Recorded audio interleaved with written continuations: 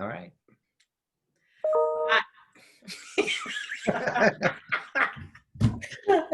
We were just talking about that. Anyway, hi, it's Whitnie Wiley, and thank you for joining me for Love Your Work. This is the place where I meet with guests and we talk about the work that they love and the lessons that they've learned along the way. And today I have with me Nate Pale. Nate, how are you? I'm doing fantastic. That was so fortuitous. Like we were talking about the notifications right before, and then right when you start recording, It's going to be one of those days. I think technology wise, it's going to do what it's going to do. And you and I are going to do what we do, which is just to roll with whatever is, right? just roll with it, right? Which is one of the things. You and I have not met in person, but we were connected by a mutual friend. And I felt like meeting you we had a great time talking. Mm-hmm. And so I invited you here to talk about networking and some of the other things you're doing. You do a lot of work talking about passion.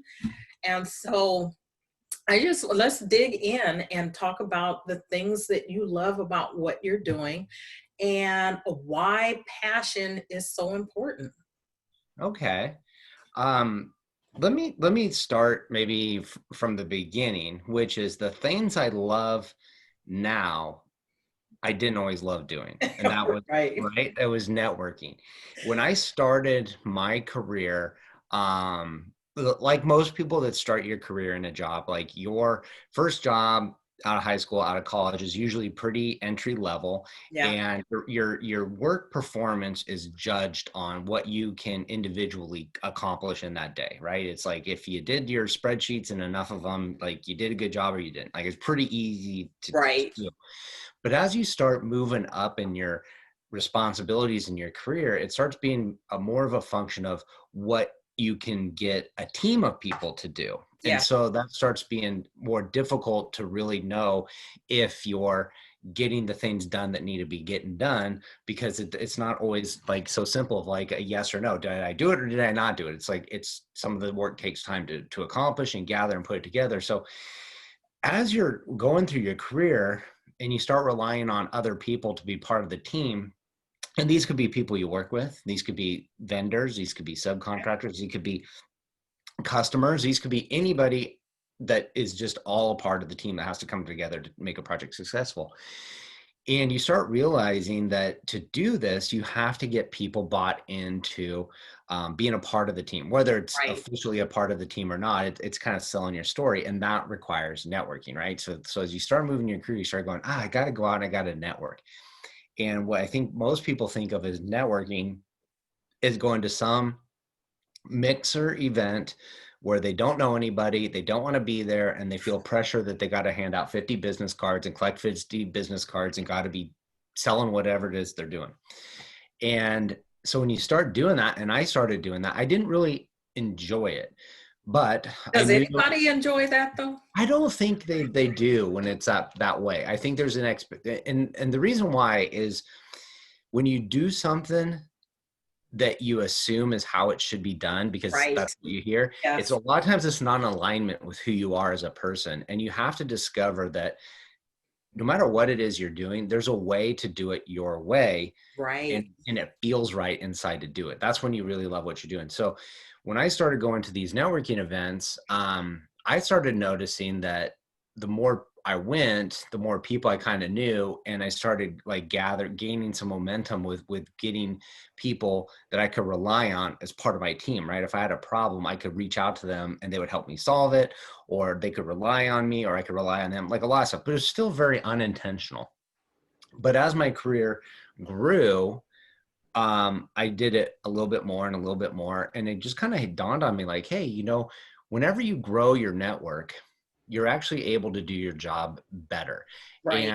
And because I'm learning what works for me, and this was true, like when I started my first job, I was in I'm still in contracting, but I worked for a general contractor and we had to negotiate subcontract agreements, and they would tell me like, you need to get them on the phone and beat them up and yell at them and get them to drop their price, right? And I was like, oh, this is, I guess I got to do this way. And I didn't like doing it. But just like networking, as I got better at it, I found what works for me. And what worked for me was getting people bought in on the cause, got them bought in on becoming a part of the team. And overall, they wanted to be a part of everything. So it made the negotiations either, because it wasn't Right. like a winner losers. It was like, hey, we're coming together and we're going to all do better together if we put it together. So I kind of like applied that to this networking approach, and then that started growing, and I found what works for me. And so I started realizing, and these things are going hand in hand, career and network are going up at the same time. In my career, I'm going, getting the raises, getting the promotions, and you keep thinking like, hey, when I get to that one level, I'm going to have it. I'll have made it. It'll all feel right. It'll all feel good. And like, hallelujah, we've done it. But every time you get to that next raise, that next promotion, you're looking for that next The thing, next no one. matter Yeah. what it is. And it starts being a little unfulfilling. You start looking like, hey, am I just going to do this the next 20, 30 years? Is just constantly chase the next thing and hope for the better? And, or what would find fulfillment? And what I started noticing is that what was working for me in networking was not like, hey, me and Whitney had a conversation, what could we do for each other, but who in my network would benefit from knowing Whitney, and who would Whitney benefit from knowing in my network? And if I can introduce 2, 3, 4, 5 people to you and vice versa, that's going to make a bigger impact in everybody's lives, right? Right. It's going to make an Right. impact, bigger impact in you, and it's going to make a bigger impact in the people that I've introduced you to. So it's like, oh, and then I started finding fulfillment, because I really enjoyed it when somebody would come back to me and like, hey, thank you for that introduction. That vendor you introduced me to turned out and did really great. And the vendor comes back, hey, that was a really great introduction. I've been wanting to do business with that company for a lot of times. So I was like, hey, how can I do more of that? So I started down this path about a year ago of exploring what it was I wanted to do. Because like, I don't know if other people have felt this, but sometimes when we're going through the motions with our lives, we feel like we're called to do something else, right? There's Right. something inside of us that says, hey, look, you could do more to the world. You could impact it in a bigger scale. But if you do that, you're going to have to leave some old things in your life behind, which a lot of it is self-doubt. A lot of it is what we believe our value to be to the world, and kind of, getting out there and not being afraid of what other people might think or expect Right. of us, which is funny because most people aren't paying that close attention to what we're doing anyways, but Right. we think they are, That is right? so true. And so I, about a year ago, I said that. I said, hey, what would it look like if I went really crazy with my network and tried to just meet as many people as I possibly could, with the idea that in 3 to 5 years, I would exceed those expectations of what I thought was possible from it. A bunch of things would come into my life that I didn't expect or haven't included to would see, and it would be an interesting journey. And I thought, why not document that and see what happens? Because one, if it was really kind of cool and successful, maybe it'd inspire some other people to step out of their comfort zones and do it. Or two, if it was an epic failure, at least you'd have a record of the epic failure. And I think that would I be love a that. lesson of and of itself. So I love I, that. And it's, you're not being afraid that that's a possibility, right? Because Mhm. that's something that stops so many people from doing anything, is this possibility of failure. Whereas if you're documenting it, it's not, well, one, it's not failure unless you choose to see it that way. But if you're documenting it, it becomes a manual for something else. So anyway. Yeah, geez, we got the notifications today. I apologize. Um, but yeah, it's one of those things where you start, to me, you start looking at it as one way. Either you're really successful or it's a really big fail. Even if you fail, like I've looked at all the bad things that have happened in my life, and I don't know about you, but if you say, hey, would I take that experience out of my life if I could go back and relive it? And I always go, well, if that doesn't happen, then this next step doesn't happen, which doesn't happen to this, and blah, Right, blah, blah. And I always backtrack and go, if those don't happen, I don't have my children. And I felt right. like not the law. have. So it's always like all these things are just experiences, not necessarily good, not necessarily bad. They're things you go through in life. And so even if the epic failure is going to be a big major learning experience from, so it can't be that bad. So to me, the real failure is living in mediocrity, right? You're Right. just, you're Right. too scared to go big. So you're worried about failing. So you never get big and you never fail. You just kind of live this life that's not up to what you're capable of doing. Which And is failure in and of itself, yeah, right? Because you have shortchanged yourself. And then not just shortchanged yourself, but Les Brown says in one of his speeches is that you shortchange the world because there is someone out there that needs to hear from you whatever it is, and that someone may be, you know, in your close circle. It could be someone across the world. You don't mhm. know, and if you are holding it inside, then you have shortchanged them as much as you've shortchanged yourself. So yeah. Yeah, there's a gift. Everybody has some gift Yeah. that they need to give the world. And if you don't look to find it and you don't look to share it, you're actually, being selfish. Like you think Yeah. like, hey, nobody wants to hear this. Who am I? It's like, no, you do, because you're right. No, somebody might, me and you could say the exact same thing word for word, and the person that resonates with you might not resonate it with me just because Right. we don't have a relatable background. And it's like you never know who's going to have that influence, because that's happened. My wife will tell me this too all the time. She'll be like, I'll say, I have this idea to do something that somebody told me about, and it'll be like, well, I told you about that too. And you're like, I, like, That's such a you wife thing to say. like it's funny how like sometimes you have to hear it multiple times from multiple Yeah. angles before it resonates with you that you should be doing something. And I And think, that apparently is a very common husband-wife conversation, because I'm pretty sure we've had that conversation in this house too. yeah, it's probably not unique for sure.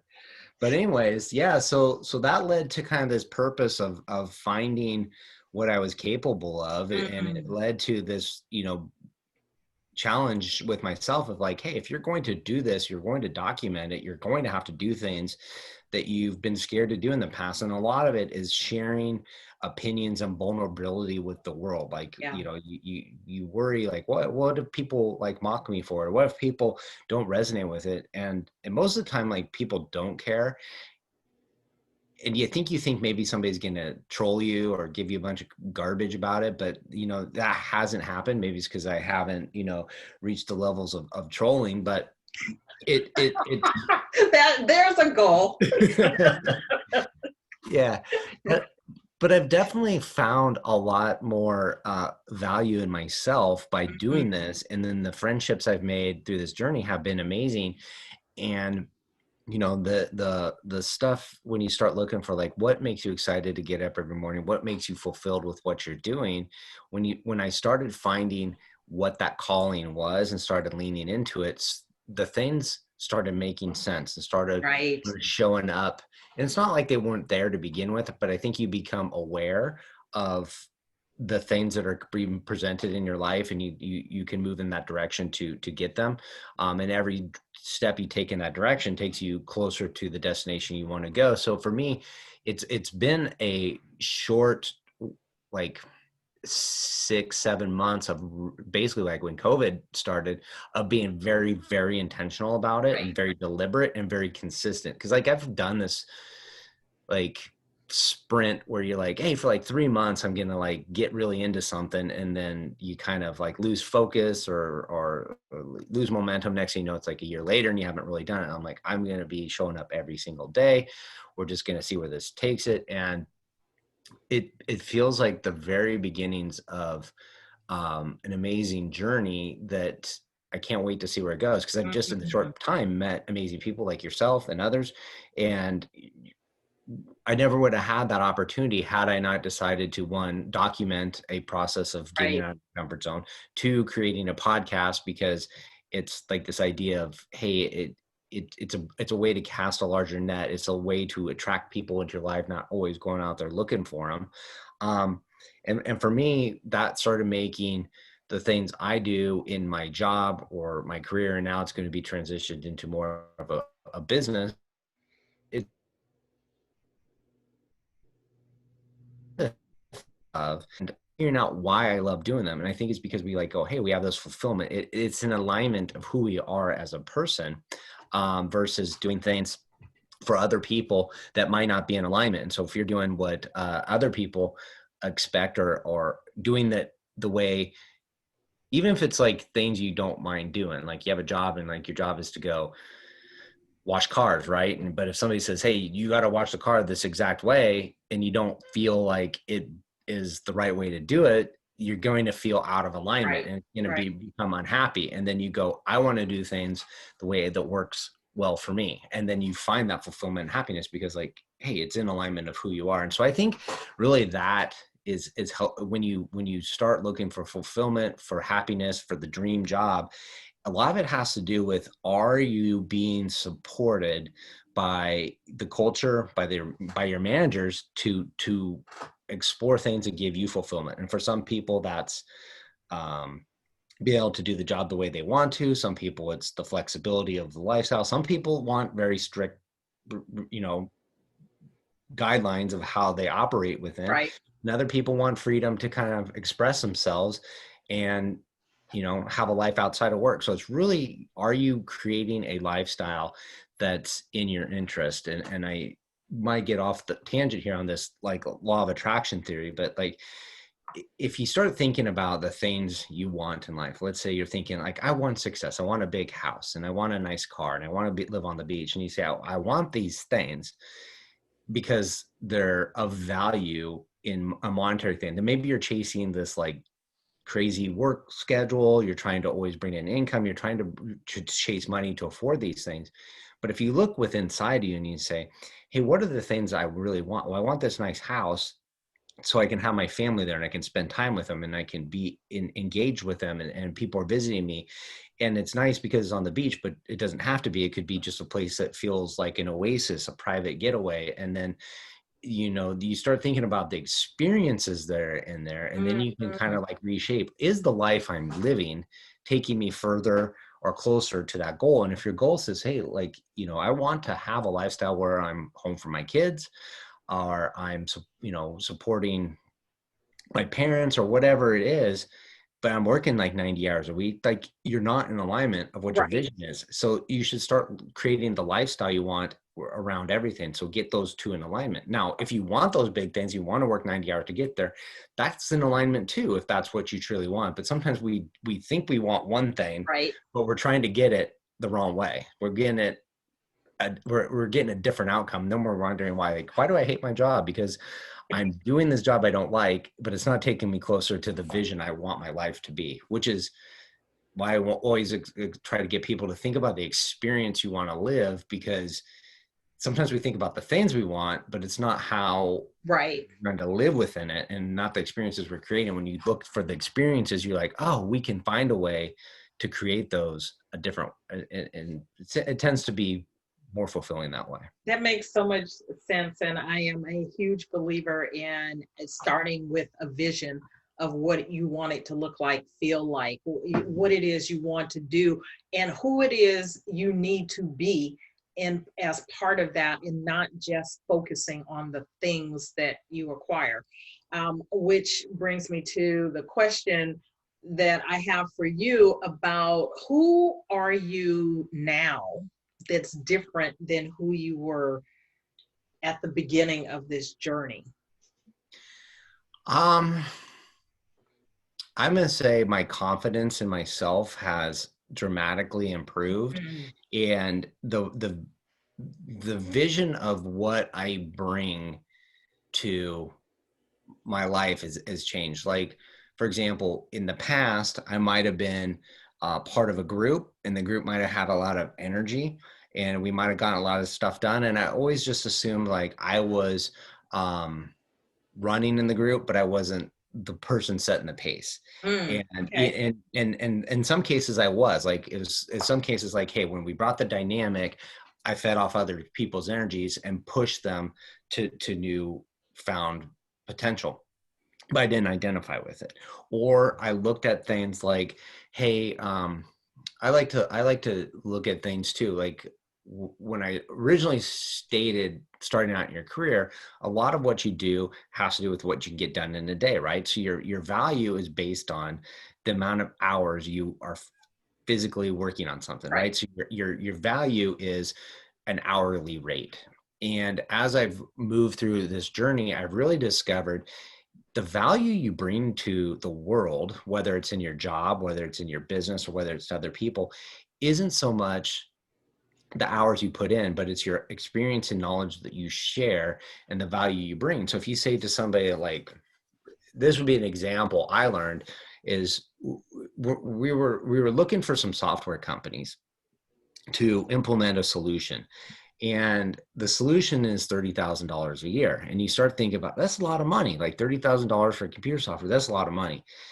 But then you go, well, is it? Because if I have to hire two people to do what this software can do, that might be $150,000. So in and of itself, it's a lot less expensive. And so you got to start looking at things of not like, hey, am I a $100 an hour, $200 an hour type person, or am I bringing $2,000 of an hour of value back to where I'm at? So the Right. things that I do exceed the amount of income that I'm being compensated for my value. And when you start looking at that way, you start maybe thinking like, hey, I didn't think I was worth as, and maybe I'm worth a bit more than others, or maybe there's this knowledge that I have that could be shared with more people and make a bigger impact. So I think I started looking at things differently, that my worth is more, and I can serve more people. Um, and I stopped kind of looking at it of like, hey, what are the hours we do things, but what is the value we bring to the table? I love And when you that. start looking at that aspect of things, um, I think a lot of people live in a little bit of fear that, hey, if I lose my job, like, what do I do next? Or what if, this is all I'll ever make? And it's like, I don't know, like your company is paying you a dollar value, right? For Right. some skills that you have, whatever it is. Maybe it's minimum wage, maybe it's $1 million an hour, whatever it is, you're getting paid a wage for some skills you have. So why wouldn't somebody else in this world uh, find the same value, if not more value, in what unique skills and Right. value you bring to the table? And with COVID kind of hitting and everything being more digitally connected, your possibilities are endless. And you start looking at things, you go, you know what? I am worth what I'm worth. And I think you can change like a living in fear to a living of abundance. And that doesn't mean like, hey, I'm worth more. This company's taking advantage. It's more like, hey, when I look at myself in a light of abundance, I can bring more value to the people I'm representing. And I think there's going to be a big shift in that. I think there's a movement. I've seen it on LinkedIn where people are stepping away from the corporate brands aren't as important as the personal brand, right? Like Right. people do business with people. No matter if you work for the Fortune 500, you're doing it's important people direction, but it really kind of enhances their value to the company, because if they're able to lean into who they are, have that fulfillment, have that dream job because they feel supported for being who they are, they're going to bring more value back Yeah, to the company, absolutely. whether or not it's like, well, we can hire anybody for $14 an hour. Like, well, you can't hire anybody for $14 an hour to do what I do because I have these I'm me and I bring these other people to me, Right.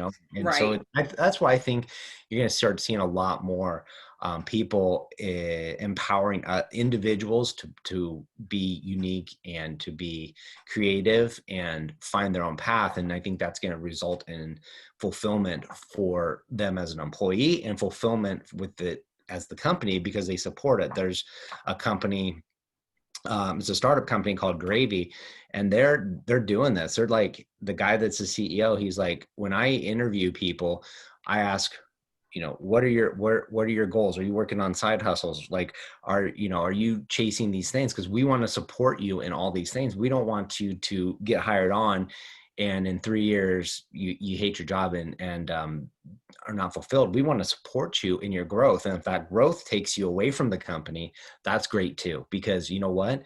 it's going to attract other people into the company to go, hey, Right. we want to be supported in a company that supports us. And if we can have the ability to spread our wings and fly, we might not fly, we might stay and lean those gifts into and support the company. So that's just kind of my long roundabout way of take on it there. No, I think that's awesome, and I think you're right about the nature of where the workforce will be going. And I think COVID has been a huge wake up call about sort of all your eggs in one basket on one hand, and then this notion of, you know, companies that may not be valuing people the way they want to be valued. And maybe before, as we're kind of sleepwalking through life, it wasn't noticeable, but now it is.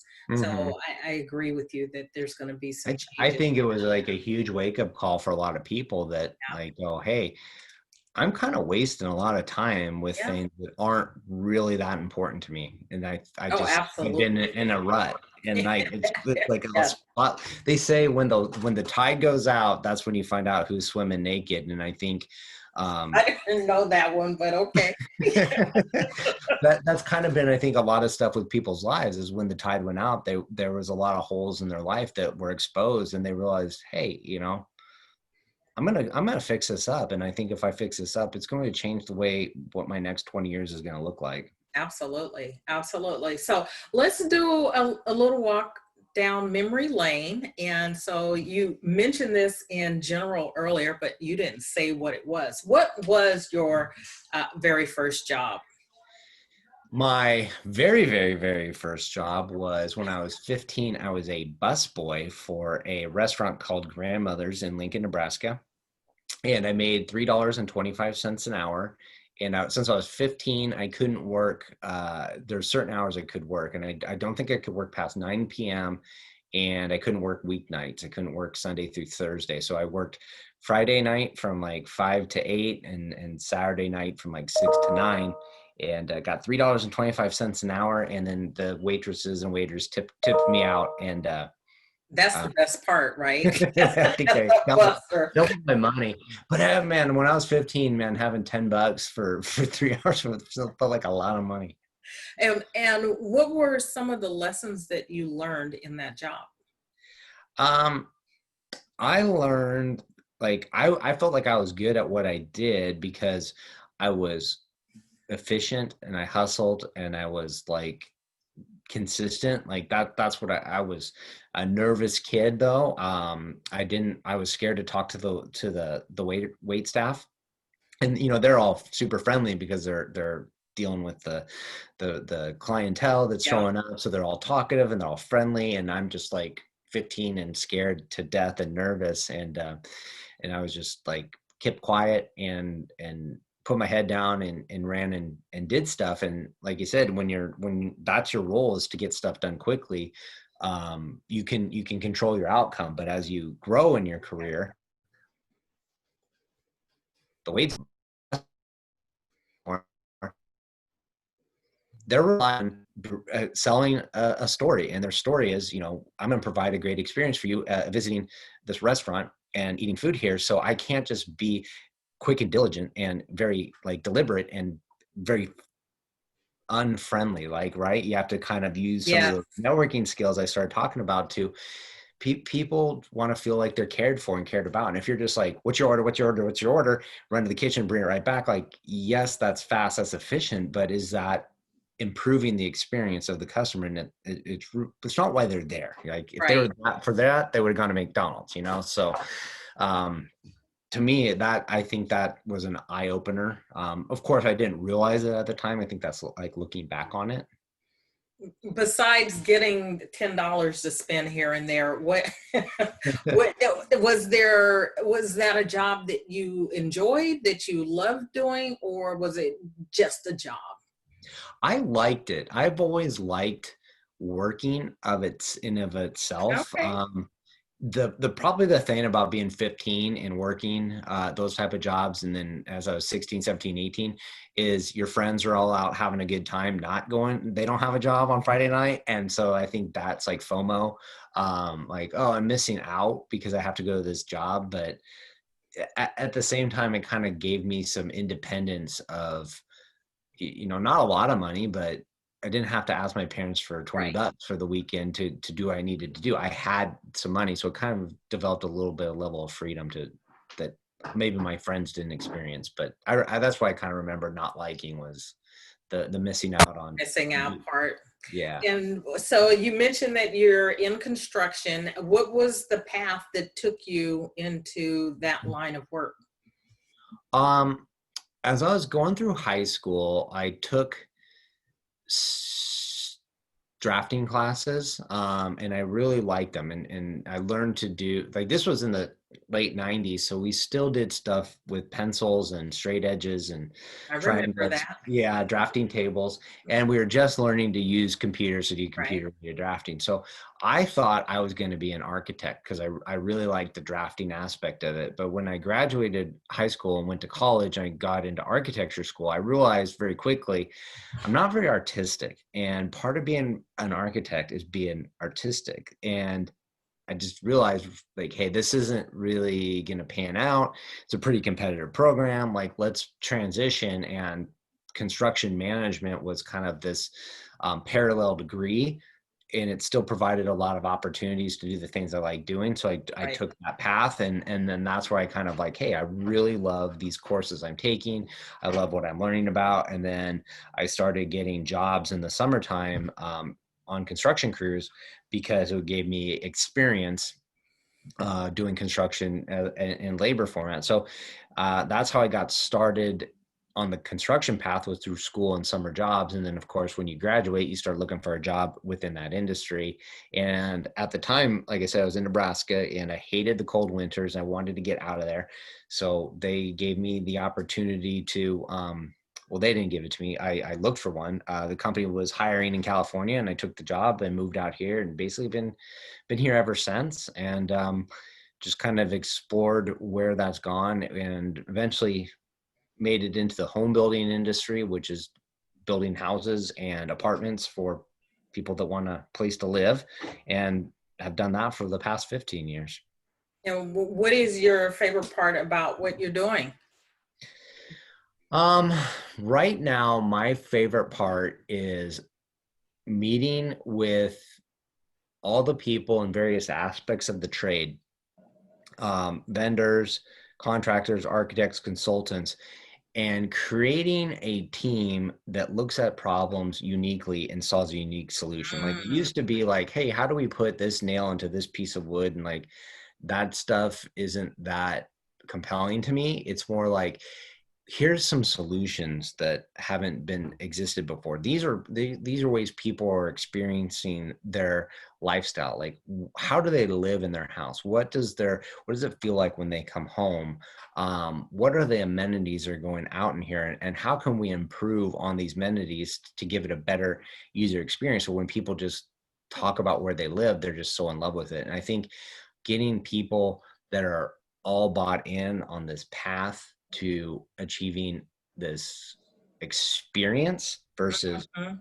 here's a house, like, what do they say, there's a house and there's a home. Like, Right. I'd rather be building homes than houses. I love that. I love that. And so let's talk a little bit. You've got a podcast, All In Podcast. Let's talk a little bit about that and where that came from. hmm So that came from this idea of documenting the experience.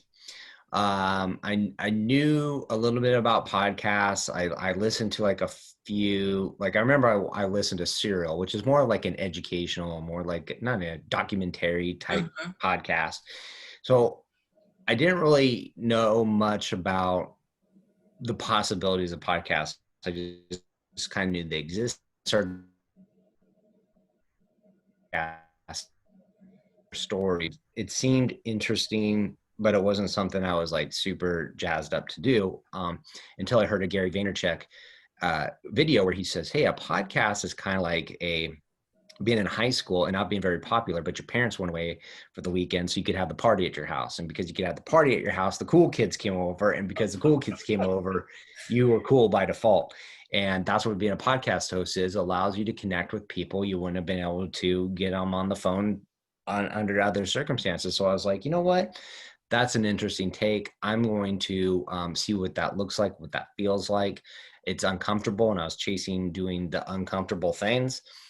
So I thought long and hard about what I wanted to talk about. And I was always going down this path of like, well, if I talk about business motivation, like, well, I run out of things to talk about, because I also like talking about fitness. And then I was like, well, if I talk about fitness, like, what if I want to talk about startups? And what if I want to talk about technology? And I like those things too. And so I was like, gosh, how do you narrow down the niche? And then I thought about it, and it's like, what do I really like doing? And I like going out, meeting somebody for the first time. You grab a coffee or you grab a beer and you chit chat about life for an hour. Like, what do you do? What are you up to? How do Right. you do it? And you kind of get a little insight on their views on life and how what their story was and what they're up to, what their dreams are. I was like, those are conversations that I've had that afterwards I wish that they had been recorded, because they were a ton of nuggets of wisdom thrown in there that I thought other people might find useful. So I was like, hey, I'll create this podcast around this networking thing of getting to know somebody for the first time. And a friend of mine helped me name the podcast. They're like, you should call it All In, because you're kind of like going all in with this idea of getting out of your comfort zone, and like you're leaving that past behind. You're going all in, and you're getting other people's stories of going all in. And okay, I'll do that. And I started off this path, and then COVID hit, and everything went kind of digital to Zoom very quickly. And it just kind of made things more convenient to do, which led to recording more podcasts, which led to meet more people. And you kind of find your flow, right? Like Yeah. when I first started, I was like, I don't even know what we're going to do and talk about, or like how to flow a conversation. And now if I do one, it's like, okay, like this is what we're going to do. We're going to go in here. We're going to introduce the show. We're going to introduce you.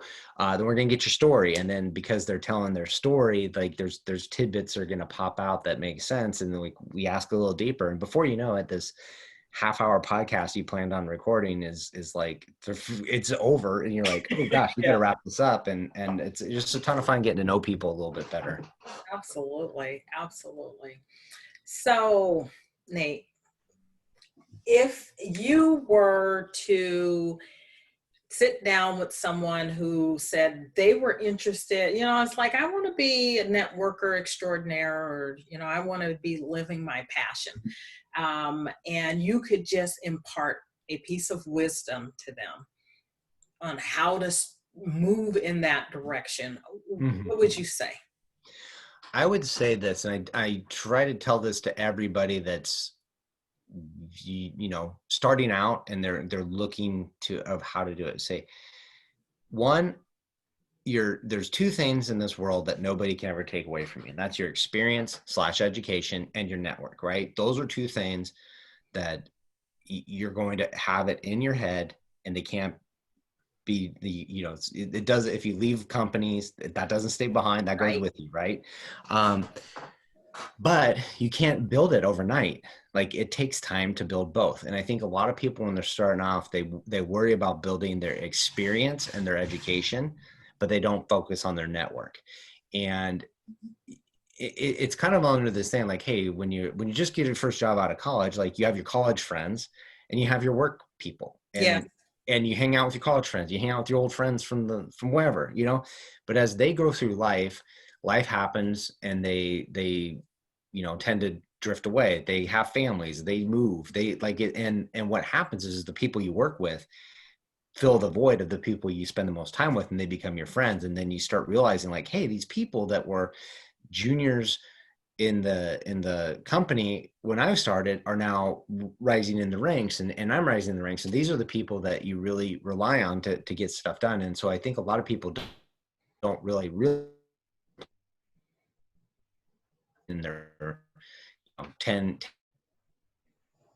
career, and they're like, hey, if I would have been really a lot more intentional from 10 years before to now, I'd be like in a better position. So I would say get started with the education, get started with the networking, get started with your experience. And if you don't know where to start, it doesn't matter, because as long as you start moving in the direction of doing something more, it's going to reveal itself. So it doesn't matter if you have it all figured out. You don't even need to figure it out, because I would say whatever you think you're going to end up at anyways is going to be different. So there's just no doubt about it. So why wait? Just go.